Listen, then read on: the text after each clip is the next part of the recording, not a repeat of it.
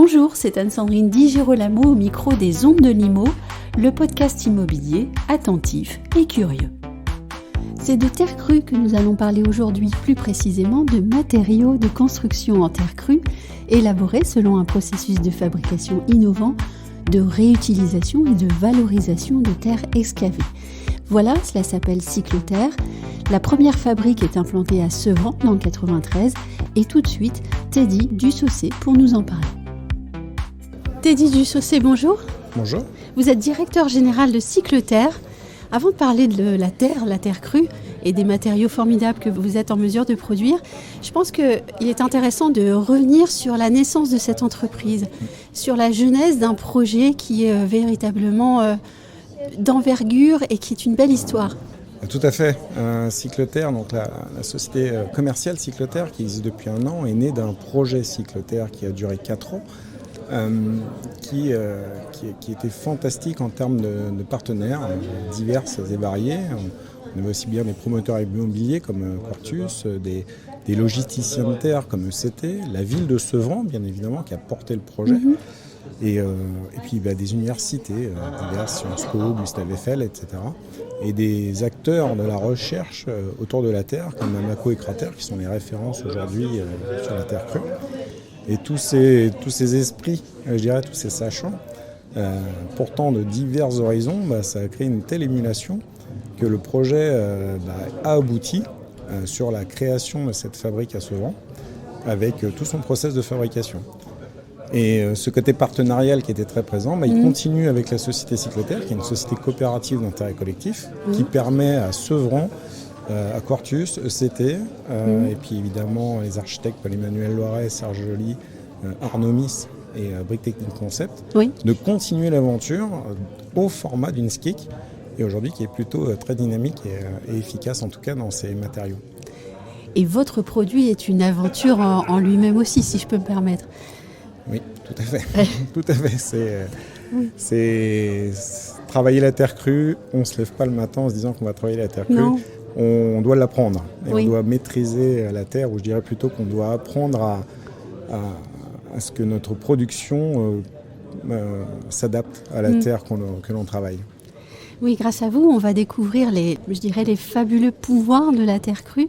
Cycloterre, en effet, réutilise et valorise des terres excavées pour ensuite produire des matériaux de construction à faible impact environnemental. Alors, est-ce que vous pouvez nous expliquer ce cycle-là, d'où on part et où est-ce qu'on arrive ? On peut essayer de faire un petit pas à pas, effectivement, de comment on crée des matériaux.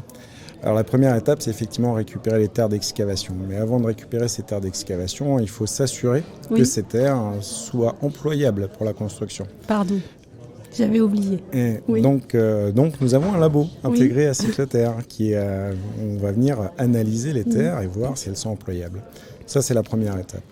Une fois que Cycloterre aura dit « Ok, ces terres sont employables », notre partenaire ECT va aller chercher ces terres-là, les stocker pendant plusieurs mois pour faire sécher les terres d'excavation jusqu'à atteindre un 2 degrés d'hydrométrie qui soit applicable à la terre. Et ensuite, on va les broyer à différents formats pour ensuite produire nos matériaux. Donc ça, je dirais que la première étape, elle est là, le séchage et le broyage des terres d'excavation. Et je dirais qu'une fois qu'on est dans la fabrique, que l'on a ces terres qui arrivent dans la fabrique, on va venir produire le premier produit qui est nos blocs de terre comprimés. Donc on vient prendre les terres dont je vous parlais, qui sont broyées, on va rajouter un peu d'eau de pluie, parce qu'on n'utilisera pas d'eau de ville pour nos matériaux, pour être le plus vertueux possible. Donc on récupère nos eaux de toiture et on vient mélanger avec la terre. On rajoute un tout petit peu de sable parce que les terres qu'on utilise sont très argileuses, enfin en tout cas utilisent des argiles gonflantes. On vient tout simplement les compresser, puis les faire sécher dans notre fabrique. Encore une fois, le séchage a été pensé pour être le plus vertueux possible puisqu'on utilise l'air réchauffé de notre toiture comme un effet de serre. Nos toitures sont transparentes. On récupère sa terre réchauffée, que l'on souffle sur nos palettes de BTC. Nos palettes de BTC, donc des blocs de terre comprimés, des briques, pour atteindre un niveau de séchage suffisant pour pouvoir envoyer les briques sur chantier. Et encore une fois, tout ce que je viens de vous dire là, ce sont des innovations. Un tunnel de séchage avec un plénum solaire, c'est plutôt rare. Le système de compression est un prototype qui a été développé par Brick Technique Concept.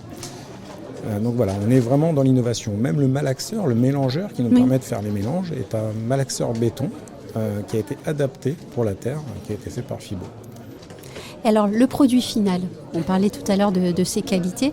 Quel est son impact carbone, mais aussi quelles sont ses qualités pour l'habitat, par exemple? Je sais qu'il résiste formidablement bien au feu, par exemple. Oui. Ces matériaux, on les complète également. On a un mortier qui permet d'assembler nos briques et on a également des enduits intérieurs de finition en terre-paille qui sont plutôt sympas.